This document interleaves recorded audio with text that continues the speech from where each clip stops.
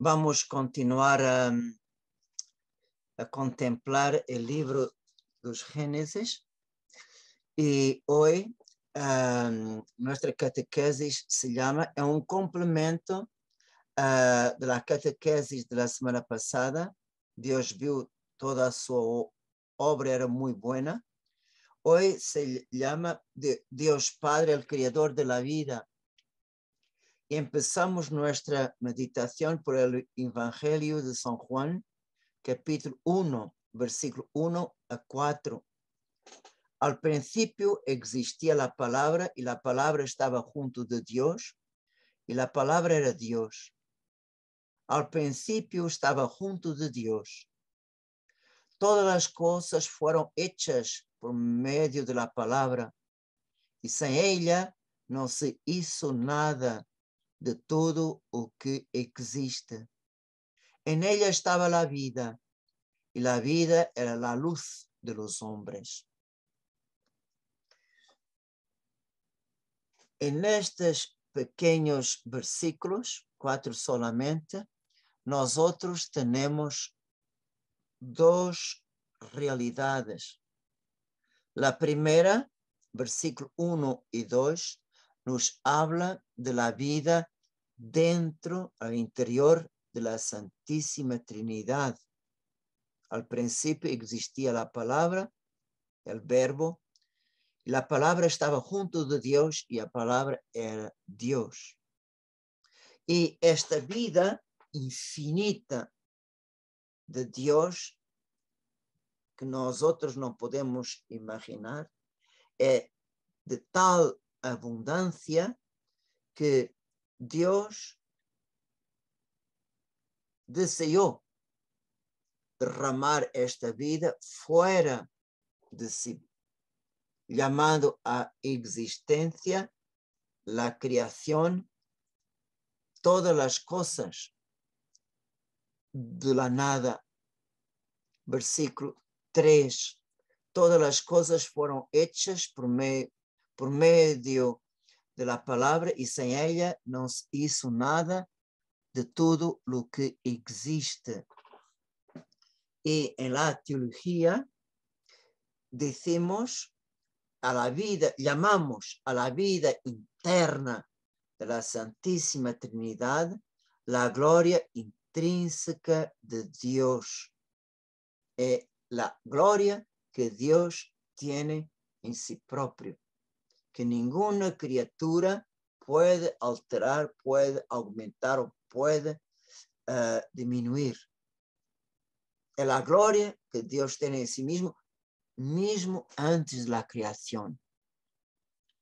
¿Y cómo nosotros podemos imaginar la relación entre las tres personas divinas?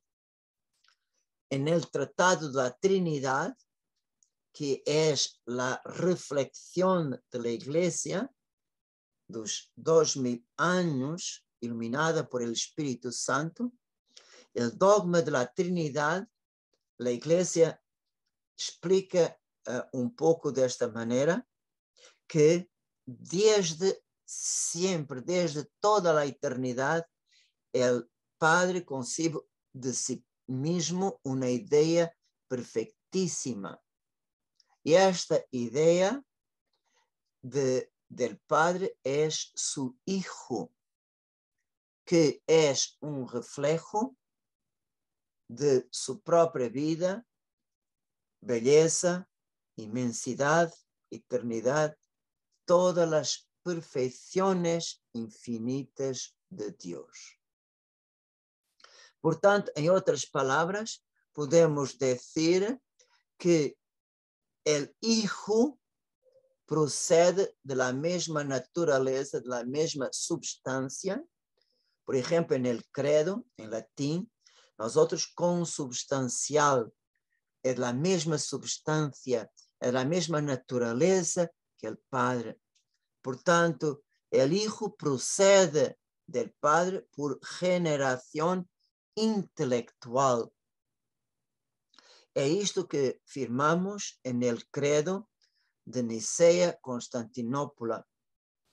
Creo en un solo Señor Jesucristo, Hijo único de Dios, nacido del Padre antes de todos los siglos, Dios de Dios, luz de la luz, Dios verdadero de Dios verdadero, engendrado, no criado, de la misma naturaleza del Padre, por quien todo fue hecho.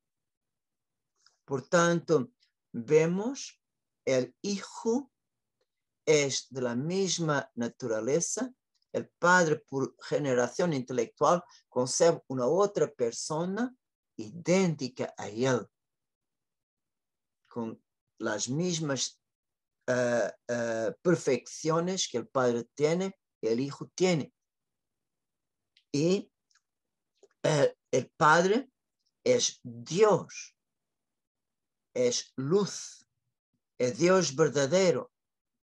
Por eso el Hijo es luz de la luz del Padre, es Dios verdadero, do Dios verdadero. Por tanto, vemos la misma naturaleza, significa es la misma substancia. Por ejemplo, nosotros humanos podemos engendrar criaturas de la misma naturaleza que nosotros. Nosotros no podemos engendrar otros seres humanos con otra naturaleza fuera de nosotros. Por tanto, también vemos las criaturas, las plantas, las semillas, dan otros frutos idénticos a ellos. También el reino animal, lo mismo. En Dios, Dios que tiene la naturaleza divina, solamente puede engendrar otra persona de la misma naturaleza. No fue criado, porque si el Hijo fuera criado por el Padre, sería criatura como nosotros. Pero el Hijo fue engendrado, una generación intelectual. Nosotros podemos, claro, esta es una imagen muy imperfecta. Podemos imaginar un espejo, el Padre mira-se en el Hijo. Hoy, por ejemplo, en el Evangelio, cuando el Señor Jesús responde a Filipe, Jesús dijo, quien me mira, mira el Padre. ¿No lo crees que yo estoy en el Padre y el Padre está en mí? Por tanto, esta la unión tan grande entre el Padre y el Hijo, que mira el Hijo, mire el Padre, quien escucha el Hijo, escucha el Padre. Por tanto, cuando el Padre se contempla en el Hijo y el Hijo se contempla en el Padre, este diálogo de amor entre el Padre y el Hijo, por tanto, podemos decir en esta corriente de amor, podemos decir aspirado, soplado, la tercera persona de la Santísima Trinidad. Por tanto, vemos de un solo principio, el Espíritu Santo es verdaderamente soplado por el Padre y el Hijo. El amor del Padre por su Hijo y del Hijo por su Padre, verdaderamente surge la tercera, por tanto, persona divina. Podemos decir, el Espíritu Santo es la aspiración, el hálito del Padre y del Hijo. Por tanto, vemos, el Espíritu Santo no es un sentimiento. Mire, un sentimiento es una manera, una parte de nuestra sensibilidad humana. El sentimiento hace parte de nuestra naturaleza humana, que tiene un cuerpo, que tiene sentidos, que tiene efectos. Pero en Dios esta corriente de amor entre el Padre y el Hijo, aspira una tercera persona idéntica al Padre, al Hijo. El Espíritu Santo tiene todas las perfecciones, todos los atributos que el Padre y el Hijo tienen. Por tanto, el Padre y el Hijo aspiraron una persona idéntica a ellos, de la misma naturaleza que ellos. É isto que afirmamos en el credo. Creo en el Espíritu Santo, Señor y dador de la vida, procede, portanto, é aspirado, procede del Padre y del Hijo, y con el Padre y el Hijo recibe la misma adoración y gloria.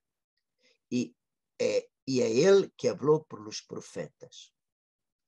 Portanto, é esta relação de amor eterno. Padre que se mira en el Hijo que se mira en el Padre, el amor, este diálogo de amor entre el Padre y Hijo, procede del Espíritu Santo, y el Espíritu Santo verdaderamente es una respuesta también de amor al Padre y al Hijo. Y el Padre y el Hijo se aman también a través del Espíritu Santo. Por tanto, este diálogo divino, eterno, que nosotros no podemos imaginar, es la gloria íntima de las tres personas, la Santísima Trinidad. Y es la contemplación de este diálogo, de esta vida intratrinitaria, que hace el cielo ser el cielo. Por tanto, contemplar el rostro de Dios, contemplar esta relación entre las tres personas divinas, contemplar la maravilla que es Dios. San Pablo a los Corintios habla que hay una realidad que nadie vio, ni oyó, ni siquiera pudo pensar, aquilo que Dios preparó para aquellos que o aman. Por tanto, é contemplar Dios como Dios, la gloria íntima de Dios, que hace el cielo ser el cielo. Y esta perfección, esta vida ilimitada, infinita, Dios que es amor. Ustedes saben, si nosotros miramos nuestra vida, si nosotros verdaderamente amamos, no podemos guardar para nosotros este fuego en nuestro corazón. Es necesario transbordar para afuera. Y Dios, que es amor, es el bien infinito. El amor es comunicativo. Por tanto, Dios, sin necesitar de ninguna criatura, solamente para llenar las criaturas de sus perfecciones, Dios llamó a existencia todas las cosas. Por tanto, Dios, al se mirar en las criaturas como un reflejo, como un espejo, produce en Dios una otra gloria que se llama la gloria exterior a la Santísima Trinidad, la gloria fuera de la Santísima Trinidad.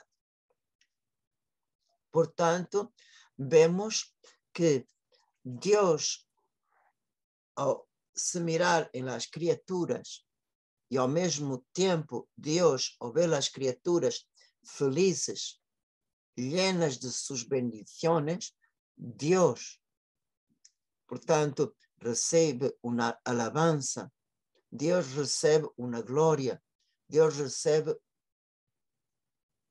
la acción de gracias.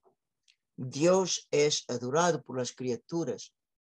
Isto produce verdaderamente una gloria de acréscimo en Dios, una gloria exterior que no afecta la gloria íntima dentro de la Trinidad Santísima. Por tanto, si decimos que Dios llamó a existencia todas las criaturas, no fue por egoísmo, no fue para ser alabado, no fue solamente para ser admirado, no. Dios llamó a vida para llenar las criaturas de sus dones, sin necesitar de nosotros. Y en el símbolo, el credo de Nicea, empieza: creo en un solo Dios todopoderoso, creador del cielo y de la tierra, de todo lo visible e invisible. Entonces, por la fuerza de su palabra, hágase, Dios llamó a existencia la creación espiritual, los ángeles, y la creación material, todo el universo, y al final, como corona del universo material, la criatura humana. Y claro que nos vimos en la semana pasada el himno de la creación. A través de este himno litúrgico, el escritor sagrado quiere nos mostrar cómo Dios llama a existencia y cómo Dios marca con un sello, y Dios vio que era bueno. Al ver toda su obra, Dios la miró mucho, muy bien, muy buena. Por tanto, todo lo que salió de las manos de Dios fue bueno. Solamente hay una cosa que Dios no marcó con el sello, vio que era bueno, en las tinieblas del primer día. Por tanto, en el primer día, hágase la luz. Esta luz, si ustedes leen con atención el himno de la creación, la luz y las tinieblas materiales fueron hechas en el cuarto día. Y Dios llamó a la vida el sol, las estrellas, la luna, para marcar el día y la noche, las estaciones del año y las fiestas, el ciclo. Por tanto, para marcar el tiempo, calendario solar o lunar, vemos Dios creó el universo. Por tanto, vemos que esta luz, estas tinieblas de este mundo material no es del primer día. Y tanto la noche como en el día, Dios vio que era bueno. Por tanto, la creación del primer día es muy distinto del cuarto día. Por tanto, la luz que Dios llamó a existencia es la creación de los ángeles. Porque nosotros podemos decir, en la tradición, los padres de la iglesia y doctores de la iglesia siempre interpretan el primer día como la creación de los ángeles. Pero también podemos ver cuando fue la prueba de los hombres, ya existían los ángeles buenos, los querubines que guardaron el camino para el árbol de la vida, y los ángeles malos. El enemigo en serpiente tentó. Por tanto, la creación de los ángeles es anterior a los hombres, como también la prueba y la separación. Y en el primer día vemos que todos salieron de las manos de Dios buenos, luz. Dios vio que ellos eran buenos. Con la prueba, una parte perdió el estado original de luz y se transformaron en tinieblas. Y Dios separó las tinieblas de la luz. Pero nunca Dios marcó las tinieblas del primer día como buenas. No. Y para los ángeles, el mundo angélico, dentro de la posibilidad que nosotros tenemos, sabemos por la tradición y por los padres de la iglesia que los coros de los ángeles, portanto, los ángeles estão divididos em 9 coros, segundo el grado de inteligencia, segundo la medida que ellos tienen de conocer Dios, conocer los demás y conocer a sí propio. Por tanto, como nosotros rezamos en la coronilla, existen los 9 coros de los ángeles y hay otros doctores de la iglesia que en vez de dividir los ángeles en 9 coros, divide en 2. Del primer coro o sexto son los ángeles que asisten delante del trono de Dios. Y el séptimo, octavo y noveno son ángeles que en nombre de Dios están sirviendo la humanidad. Y estas primeras criaturas son seres personales. ¿Por qué? Porque hay una naturaleza distinta de Dios y una naturaleza distinta de nosotros. Por tanto, los ángeles son hechos de una naturaleza de puros espíritus. No tienen ninguna mezcla de materia. Por tanto, ellos son seres personales. ¿Por qué? Porque tienen una inteligencia racional, tienen capacidad de conocer Dios, de relacionarse con Dios, tienen una capacidad para conocer la voluntad de Dios, los planes de Dios, tienen la capacidad de conocer a sí propio y los demás. Por tanto, una inteligencia racional y por esta inteligencia pueden conocer perfectamente. Y como conocen perfectamente, ellos pueden amar perfectamente. Cuando un ángel, conociendo perfectamente la voluntad de Dios, decide, sí, acepto, yo quiero, su adhesión por su voluntad a este objeto que conoce es un acto de voluntad definitivo. Como también un ángel, conociendo claramente la voluntad de Dios, no la acepta con toda su voluntad. Y este rechazo de la voluntad de Dios es un rechazo definitivo.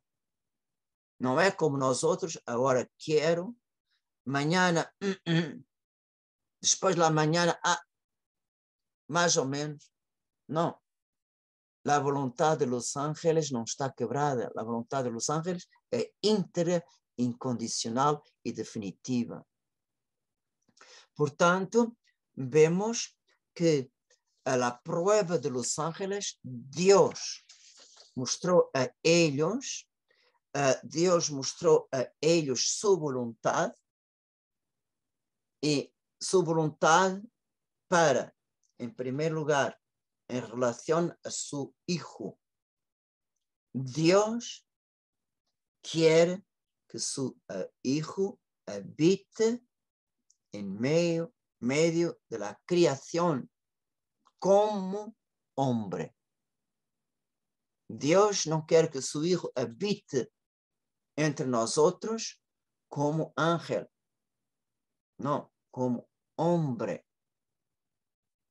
Por tanto, Dios empezó por revelar a los ángeles la voluntad divina para la encarnación. Segundo, Dios, al revelar a los ángeles su voluntad de crear la creación material y el hombre como último, con una naturaleza muy inferior a los ángeles. Por tanto, si los hombres en su prueba pecan, se separan de Dios, Dios da a los hombres una segunda posibilidad. El Hijo hecho hombre va a salvar los hombres y dar una segunda posibilidad de ganar la vida eterna. Por tanto, después de la encarnación, Dios revela la obra de la redención.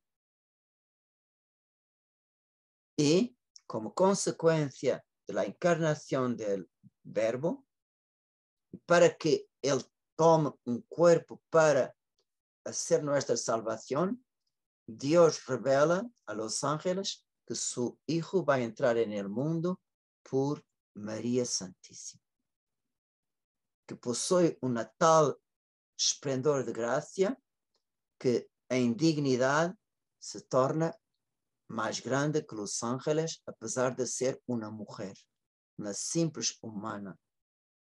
Y por tanto, en relación a los ángeles, la madre del Hijo de Dios será la reina, madre del cielo.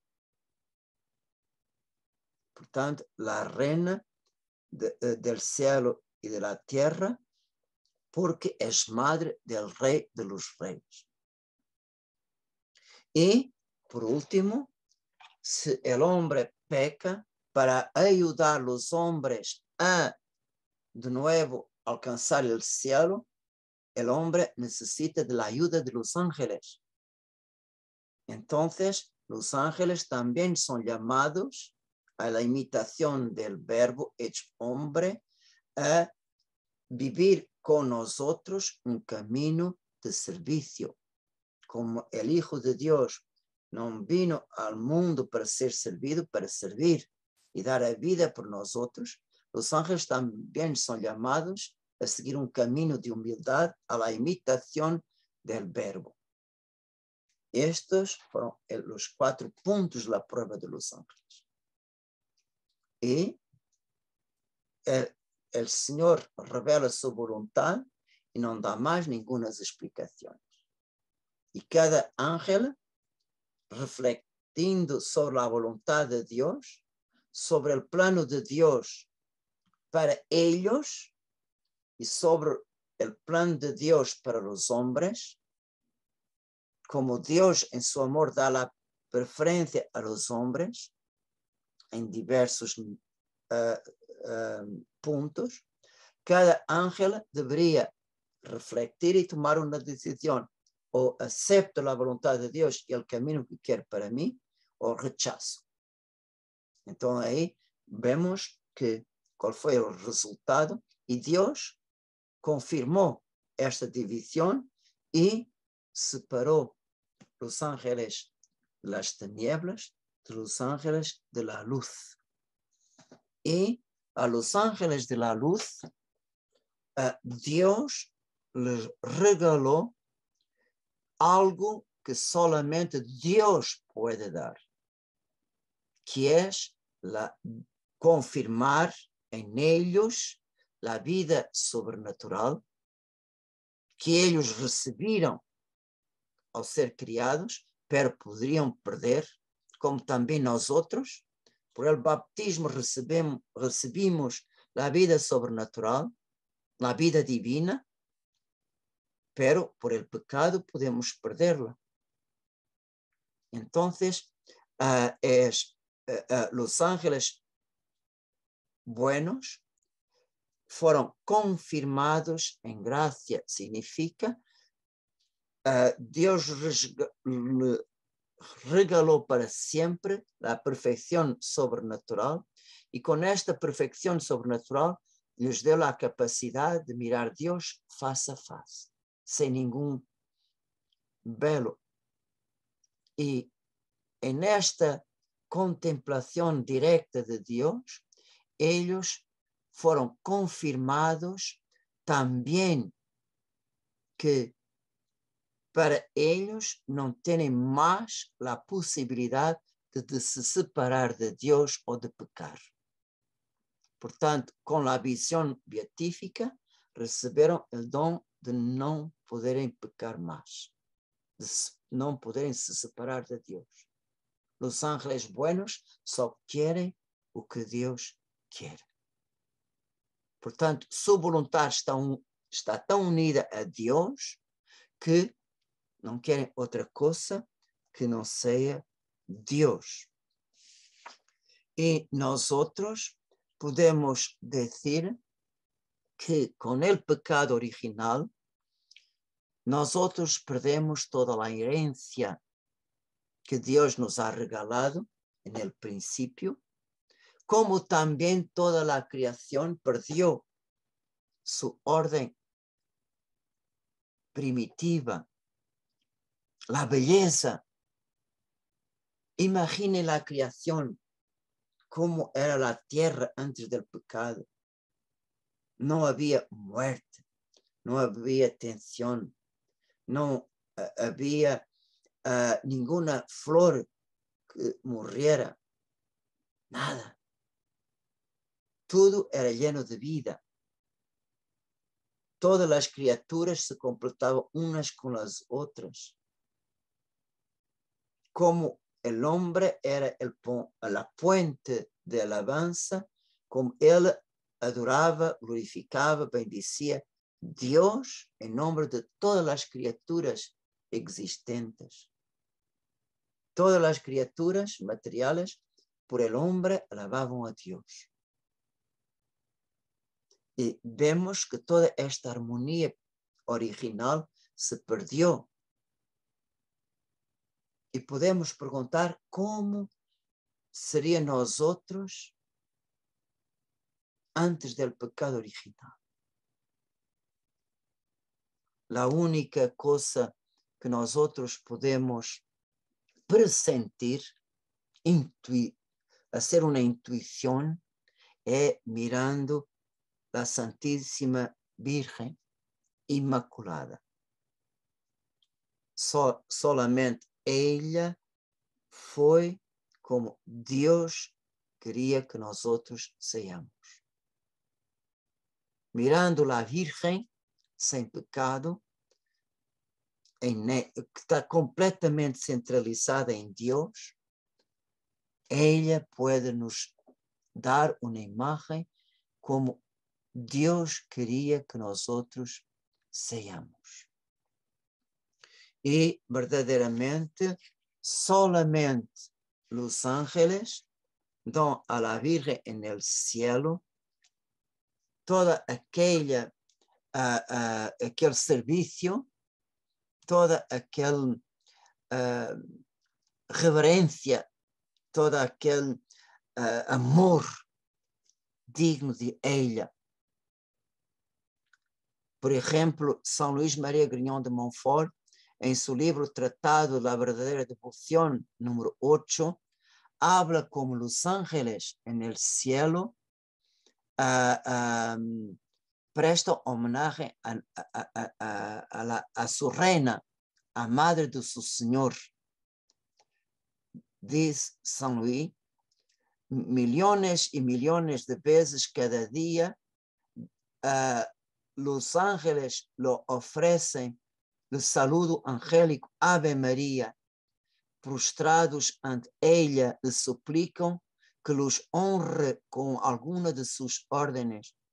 São Miguel, arcángel, por ser el príncipe de todos os ejércitos celestiales, es el mais celoso em render-lhe homenagem e de buscar que os demais lhe rindam toda a classe de honores, esperando sempre suas ordens, para acude em auxílio a um dos seus servos. E se nós outros queremos mirar toda a glória que Deus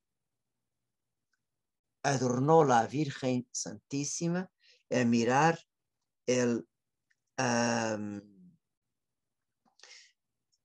la mujer vestida del sol del capítulo 12 do livro do Apocalipse. Portanto, ella é reina del universo. Portanto, vestida de sol e com a luna bajo de seus pés. Mirem, para mim, a única imagem que reflete a glória de Maria Santíssima no cielo é o quadro de Nuestra Senhora de Guadalupe, que foi pintado pela própria Virgem.